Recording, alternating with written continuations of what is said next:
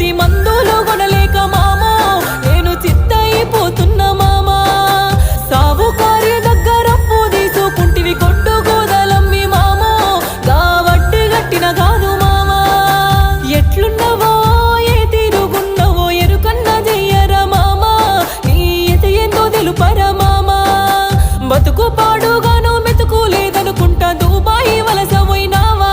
నాకు దుఃఖాన్ని నింపిపోయినావా